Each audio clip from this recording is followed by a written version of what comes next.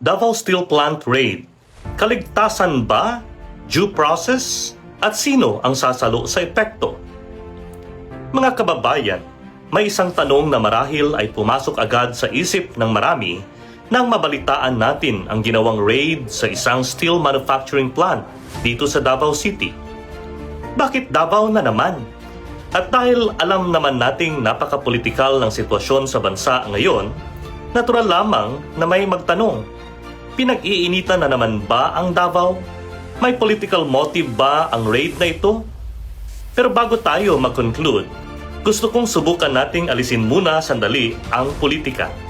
Dahil habang pinag-uusapan natin ang radioactive materials, substandard steel at mga paglabag na sinasabi ng mga otoridad, may isang bahagi ng kwento na baka nalilimutan natin. Paano naman ang mga ordinaryong empleyadong nagtatrabaho roon? Mahigit 300 daw ang mga manggagawang ngayon ay nangangamba sa kanilang trabaho at kabuhayan. Mga taong may pamilya, may mga anak na pinapaaral, may mga bayarin, may mga magulang na inaasahan ang kanilang sweldo. At ngayon, dahil sa isang operasyon ng gobyerno, ang tanong nila, paano na kami? Ano ba talaga ang nangyari?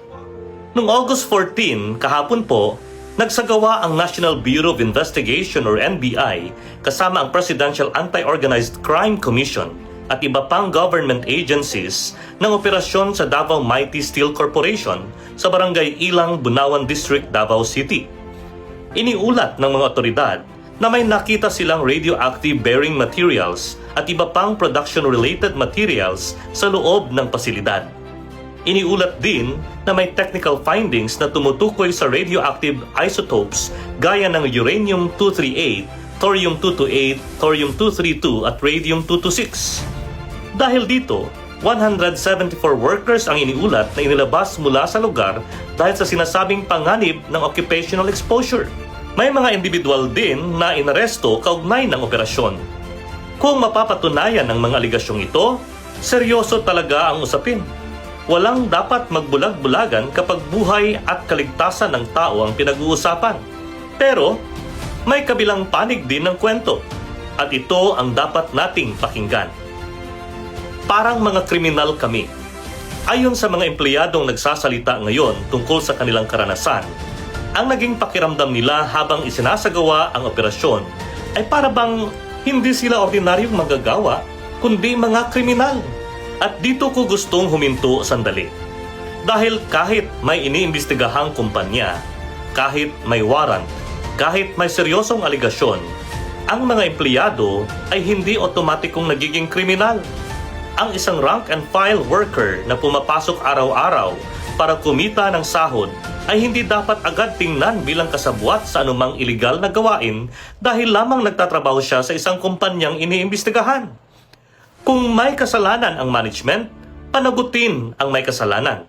Kung may paglabag ang kumpanya, patunayan at panagutin ang responsable. Pero wag nating kalimutan ang ordinaryong manggagawa na maaaring wala namang kaalaman sa anumang sinasabing paglabag. At dito lumalabas ang isang napakalaking tanong. Kung totoong may pinaghihinala ang radioactive material sa loob ng planta, bakit kailangang pumasok ang mga otoridad? At kung talagang may radioactive hazard, ano ang safety protocol na sinunod ng mga taong nagsagawa ng operasyon? Ito ang tanong ng mga manggagawa. Kung may radiation hazard nga, anong protective equipment ang ginamit? Ano ang radiation monitoring protocol? May radiation meters ba? May specialized personnel ba? At kung may mga taong pumasok sa lugar para magsagawa ng search at seizure, paano tiniyak na ligtas din sila? Hindi ito simpleng tanong na dapat pagtawanan.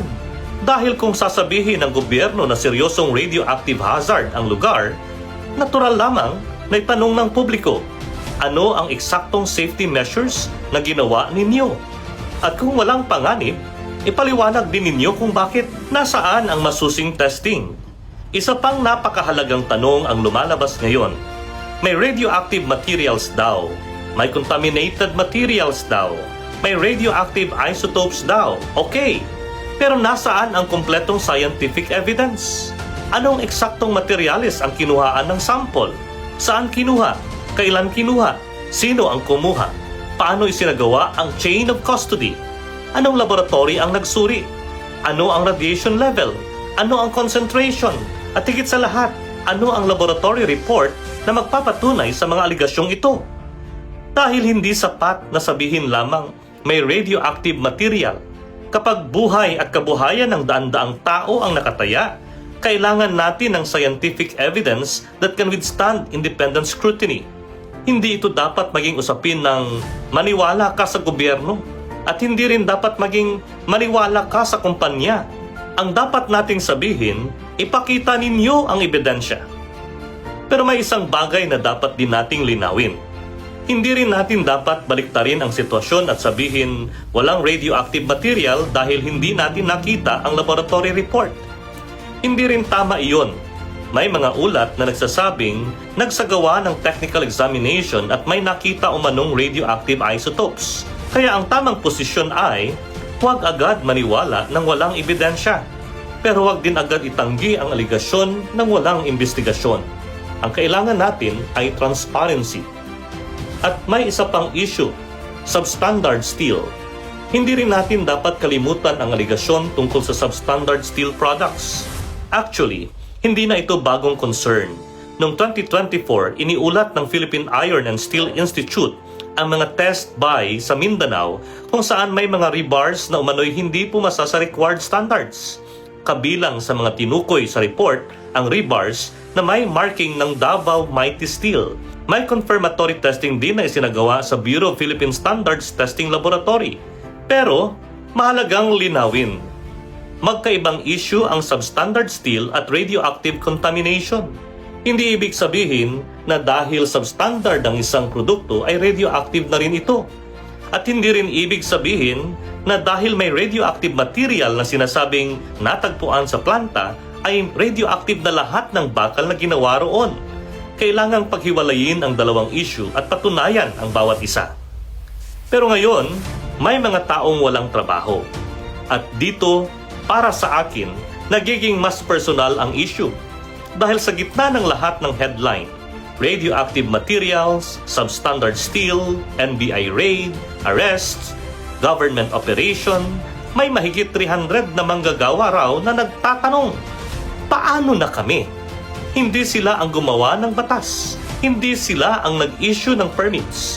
Hindi sila ang bumili ng raw materials. Hindi sila ang gumawa ng corporate decisions. Sila ay mga empleyadong pumapasok sa trabaho para kumita. At ngayon, ang trabaho nila ang nakataya. Kung may paglabag, panagutin ang may sala.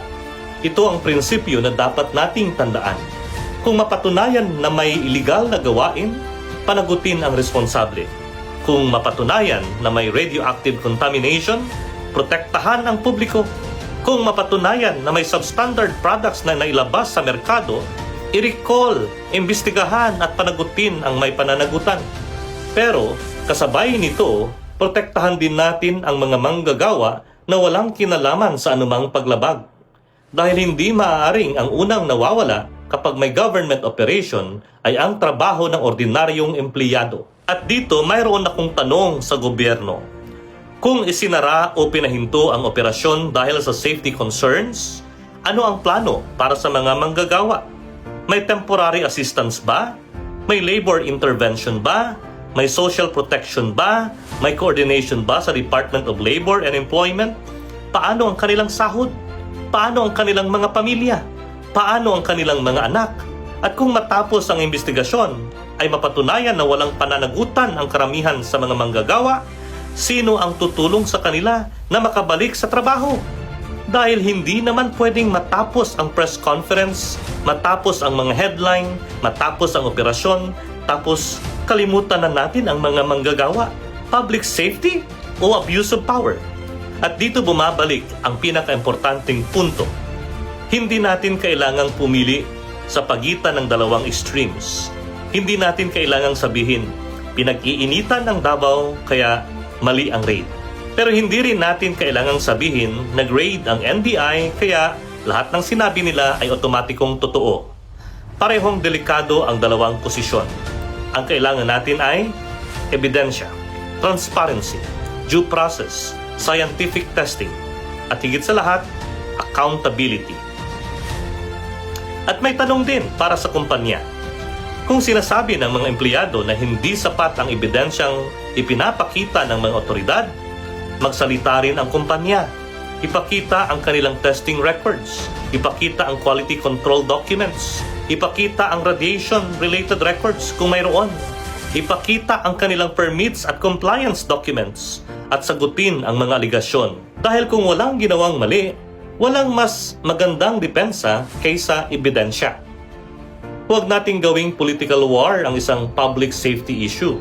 Mga kababayan, naintindihan ko kung bakit may mga taong nagtatanong, bakit Davao? Dahil hindi naman sikreto na napaka-politikal ng bansa ngayon. Pero kung tunay na may panganib sa publiko, huwag nating takpan dahil lamang sa politika. At kung ginagamit naman ang public safety para bigyang katwiran ng isang abusadong operasyon, huwag din nating palampasin. Parehong dapat imbestigahan, parehong dapat patunayan, parehong dapat panagutin. Kaya para sa akin, hindi dapat matapos ang usaping ito sa ni-raid ang Davao Mighty Steel Corporation. Mas marami pa tayong kailangang malaman. Totoo ba ang radioactive contamination? Ano ang eksaktong laboratory results? Ano ang radiation levels? Anong materials ang contaminated? May radioactive materials ba sa finished products? May nakalabas na ba sa merkado? Ilang produkto ang maaaring naapektuhan? May actual health risk ba sa workers? Ano ang ginawa para protektahan sila? At higit sa lahat, ano ang mangyayari sa daan-daan o mahigit 300 manggagawa na ngayon ay maaaring mawalan ng kabuhayan? Mga kababayan, sa issue na ito, hindi ako pabor na agad nating kampihan ang kumpanya. Pero, hindi rin ako pabor na agad nating kampihan ang gobyerno. Ang kakampihan natin ay ang katotohanan. Kung may radioactive materials, patunayan. Kung may substandard steel, patunayan. Kung may illegal activity, panagutin. Pero kung may abuse of authority, panagutin din. At kung may daan-daang ordinaryong manggagawa na mawawala ng trabaho dahil sa isang operasyon, huwag natin silang kalimutan. Dahil sa likod ng bawat isang empleyado ay may pamilya. May batang naghihintay ng baon. May bahay na kailangang bayaran. May pagkain na kailangang ihain. May buhay na kailangang ipagpatuloy. Kaya ang hinihingi natin ay hindi agad hatol. Ang hinihingi natin ay ebidensya, hindi propaganda. Transparency, hindi political narrative.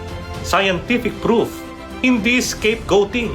Due process, at hindi lamang proteksyon sa publiko, kundi proteksyon din sa ordinaryong manggagawang maaaring mawala ng kabuhayan kahit wala naman siyang ginawang kasalanan. Dahil sa huli mga kababayan, ang tunay na hustisya ay hindi lamang tungkol sa paghahanap kung sino ang dapat managot. Kasama rin dito ang pagtiyak na ang mga inosente ay hindi nadadamay. At kung ang isyung ito ay tunay na tungkol sa kaligtasan ng publiko, dapat nating protektahan ang publiko. Pero dapat din nating protektahan ang mga taong nagtatrabaho para mabuhay. Dahil ang buhay at kaligtasan ng Pilipino ay mahalaga. Pero ganun din ang kanilang karapatan, dignidad at kabuhayan. Ito ang mga tanong na dapat sagutin. At hanggang hindi nasasagot ang mga ito ng malinaw, siyentipiko at transparent, huwag muna tayong maghatol. Hanapin natin ang buong katotohanan. Shukran.